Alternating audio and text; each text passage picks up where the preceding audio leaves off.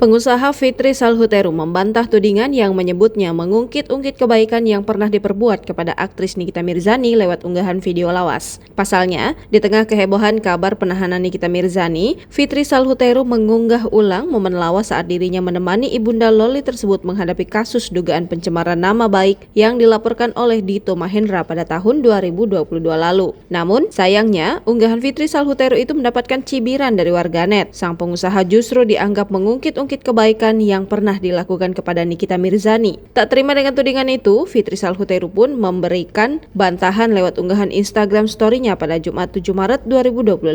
Santai dong, aku memposting mengingat masa lalu itu, bukan aku mengungkit atau aku apa, terserah kalian menilainya apa. Aku hanya mencontohkan, ucapnya. Tak ayal, pesan menohok pun diberikan Fitri Salhuteru kepada para penggemar Nikita Mirzani. Kalau mau membela, berjuanglah di jalan yang benar, tandasnya. Dalam unggahan itu, Fitri pun menyinggung soal peristiwa 2 tahun ke belakang saat dirinya dihujat warganet buntut berseteru dengan bintang film Nenek Gayung tersebut.